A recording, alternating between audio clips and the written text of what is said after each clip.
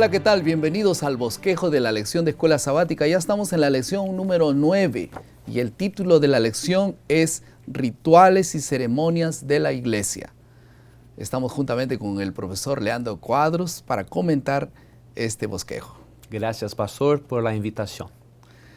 Vamos a hacer una corta oración para dar inicio entonces al bosquejo que sigue el ciclo del discipulado. Ustedes ven, estamos siguiendo ese proceso de motivar, después también explorar el texto, después aplicar el texto y una creatividad de que la forma como prácticamente podemos poner en práctica la lección.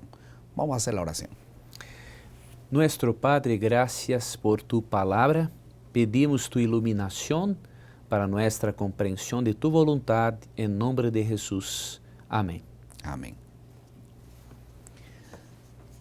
No sé si usted ya escuchó la palabra Sacramento. No es aquella ciudad americana. Me estoy refiriendo a aquella expresión religiosa que se usa mucho en algunos medios religiosos, sacramentos. La palabra sacramento viene del latín sacramentum, que significa algo separado como sagrado. Entonces son como una especie de ritos sagrados. La Iglesia Católica, por ejemplo, tiene 7 sacramentos. Y ellos consideran, por ejemplo, el bautismo, la penitencia, la Eucaristía, la confirmación, después la extrema unción, la ordenación, el orden, que es el proceso que genera la autoridad sacerdotal, y finalmente el matrimonio. Estos son los 7 sacramentos que practica la Iglesia Católica. Ahora, la pregunta es, ¿cuáles son los sacramentos que nosotros debiéramos practicar basados en la palabra de Dios? Si bien es cierto que la palabra sacramentos no existe en la Biblia, pero la Biblia sí refiere a ordenanzas, ceremonias, y consideramos básicamente 2 ordenanzas dentro de todas estas costumbres, y son la ordenanza del bautismo y la ordenanza del servicio de comunión, que envuelve y que involucra 2 ritos, que es el rito de humildad y también el rito de la Santa Cena. Vamos a poder conversar un poco más de esto en la exploración del texto. El foco de la lección de esta semana es comprender y ampliar adecuadamente las ordenanzas que Dios instituyó para el fortalecimiento de nuestra fe. Y como ya definimos, vamos a hablar sobre el bautismo, la Santa Cena y el rito de humildad, el lavamiento de pies, como algunos elementos que nos ayudan en el crecimiento espiritual.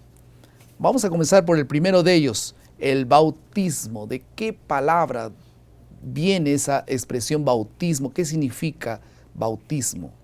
Bautismo significa de una palabra griega, baptizo, y tiene el significado de sumergir. Entonces, cuando la persona es sumergida en las aguas, la persona, de acuerdo con Romanos 6, versículo 4, la persona tiene una muerte para el pecado. Cuando la persona es resucitada por las aguas, la persona tiene una resurrección para una nueva vida en Jesucristo. O antiguo hombre pecador tiene una muerte y una resurrección a través del Espíritu para una nueva vida. Entonces, el bautismo bíblico tiene este significado. Entonces es un símbolo. Un símbolo. Sí, un símbolo de morir al pecado y renacer. Y nacer en el Espíritu. Pero la pregunta es, ok, yo me bauticé, yo ya nací de nuevo, pero pastor, yo sigo teniendo las mismas tendencias de antes.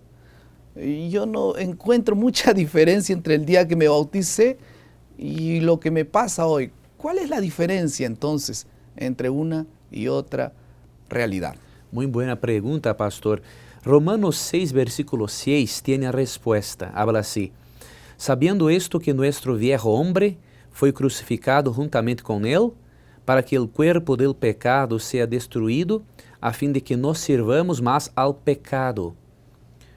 La persona que não é bautizada, que não aceptou a Jesucristo, é uma persona que é sierva del pecado. La persona que acepta a Jesucristo não é uma sierva del pecado, Cristo tiene el poder de libertar a la persona de la esclavitud del pecado. Pero de la presencia del pecado, nosotros tenemos la libertación. La liberación. Liberación, ¿no? Cuando Cristo volver a nuestro mundo. Ok.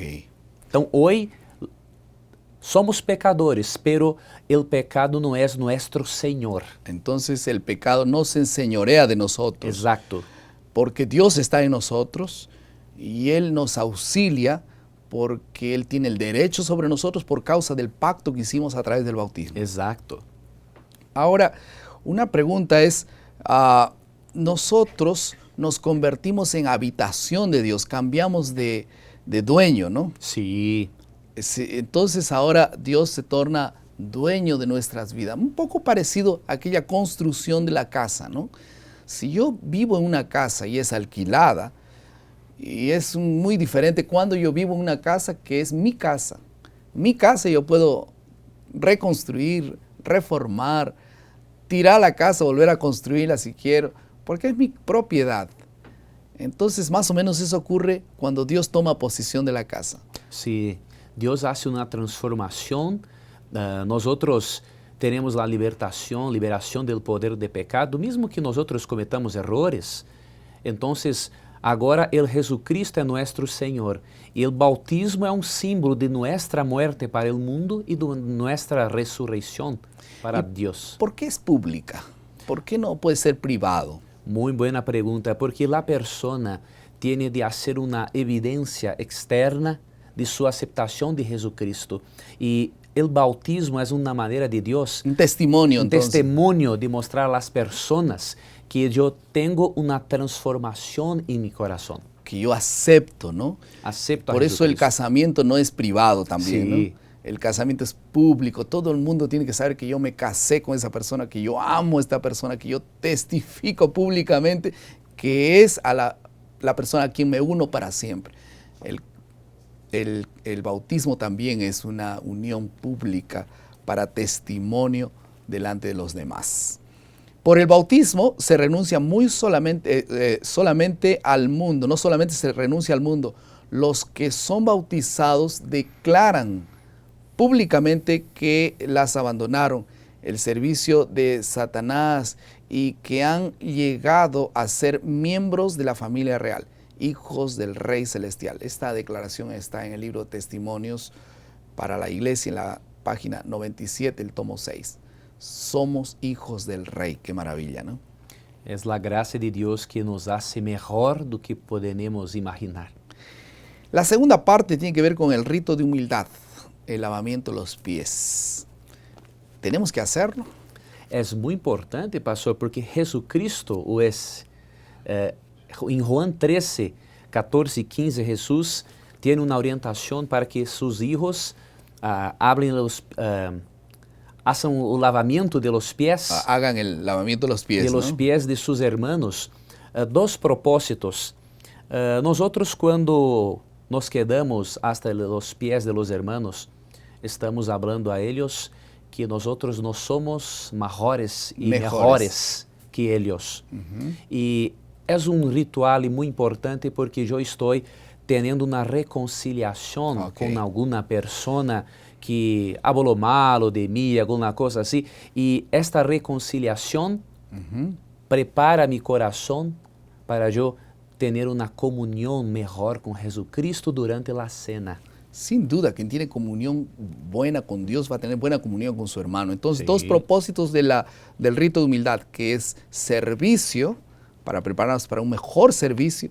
El siervo lavaba los pies de un siervo, servicio. Y también reconciliación, estar en paz con nuestros hermanos. Vamos a la tercera parte de esta parte del bosquejo, y es la cena del Señor. La Santa Cena, como llamamos. ¿Cómo es que esta cena fue establecida por el Señor Jesús? Porque había en el pasado muchas ceremonias, ¿no? Sí. Que representaban a Jesús. Y ahora Dios establece una nueva ceremonia. Yo veo aquí que hay una transición entre las ceremonias del pasado y la ceremonia que Jesús vino a establecer. Dios, pastor, es muy didáctico para Didáctico. apresentar el plano de salvación para sus hijos. Y Dios tenía de tener una manera de preservar en nuestra mente la lembranza, recordación de Jesucristo. Y la cena es la oportunidad de nosotros recordarmos de los sacrificios de Jesucristo y de su amor para nosotros. Jesús habló así, y tomó el pan y dio gracias y lo partió y les dio diciendo, esto es mi cuerpo que por vosotros es dado. Haced esto en memoria de mí. De igual manera, después que hubo cenado, tomó la copa diciendo, esta copa es el nuevo pacto en mi sangre que por vosotros se derrama. Cuando nosotros nos alimentamos del pan en la cena, estamos diciendo, yo tengo fe en Jesucristo, en su muerte en la cruz. Cuando yo estoy bebiendo el jugo de uva, Sí. que no tiene alcohol, Sí. porque el alcohol es un símbolo del pecado en la Biblia, yo estoy diciendo, yo acepto el sangre de Jesucristo La derramado sangre, en mi lugar. Esto quiere decir entonces que nosotros, antes de la venida de Jesús, la muerte de Jesús, se celebraban muchas ceremonias o ritos que apuntaban a Jesús como el Cordero Pascual. Cuando Jesús murió, todos esos ritos dejaron de existir y establece un nuevo rito. Entonces hay una transición entre estas dos dispensaciones y ahora Él establece la Cena del Señor para recordar la gran liberación obrada por Dios y como resultado de la muerte de Jesús, ¿no es así? La cena también, pastor, tiene el significado de la libertación de Dios. Liberación, ¿no? Liberación del pecado. En 1 Corintios 11, Pablo habla en versículo 26 que debemos celebrar la cena hasta la vuelta de Jesucristo. No una vez al año como era en el pasado, ¿no? No. Siempre. Permanentemente. Permanentemente. Ok, entonces, ¿cuál es la diferencia entre la forma de celebrar ese pan, es el cuerpo de Cristo, como algunos piensan, o es un símbolo del cuerpo de Cristo? Algunas personas tienen la comprensión de que el pan, de manera literal, tiene una transformación, un cambio para ser el cuerpo de Cristo, pero esto es simbólico en la Biblia. En Juan 10, versículo 9, Jesús habla que Él es la puerta, pero no es una puerta literal, Él es el camino de la salvación. Sin duda. El pan también tiene un significado, un símbolo, que cuando yo estoy comiendo el pan, estoy aceptando el cuerpo, la muerte de Cristo en mi hogar. Perfecto. Vamos a pasar ahora a la tercera parte de nuestro bosquejo, que es la aplicación. La próxima vez que la iglesia celebre la Cena del Señor y el rito de humildad, algunos se excluyen o se autoexcluyen diciendo, no, yo no soy digno de participar en un asunto así. Es verdad, nadie es digno. Porque somos indignos, nosotros participamos de este asunto. Solo tenemos que tener el corazón abierto. El Espíritu y Profecía dice que nadie debe excluirse de la comunión. Y hay un mandato allí. Cada discípulo está llamado a participar. Está en el deseado de todas las gentes en la página 613. Inclusive aquella persona que no es bautizada puede ir y participar de esta ceremonia. Este sería nuestro llamado. Vamos a participar todos los que podamos. Qué bien le haría a nuestro corazón renovar y recordar que Jesús no murió en vano. Nosotros queremos aceptarlo. Vamos a pasar a la última parte, que es la creatividad. ¿Por qué no hacemos una decisión allí donde están los alumnos, el profesor, o usted simplemente que está mirando por la televisión? ¿Por qué no tomamos una decisión? La próxima vez que la iglesia se programe un rito de humildad, una santa cena, aproveche esa oportunidad. ¿Por qué no tomamos esa decisión? Y allí en el grupo de la clase, todos pueden tomar la decisión. ¿Por qué no oramos por eso? Hermanos, vamos todos a participar la próxima vez que haya. Si es verdad, hay tiempo, todavía hay para prepararse, para poder tomar esta decisión. vale la pena, es una bendición. Vamos a orar. Querido Padre, muchas gracias porque tú estableciste algunos ritos que son de gran bendición para la vida de los seres humanos. Por favor, Señor, la próxima vez que esto ocurra, todos queremos participar y renovar nuestra entrega y aceptación del grande sacrificio que Jesús hizo por nosotros. En el nombre de Jesús. Amén.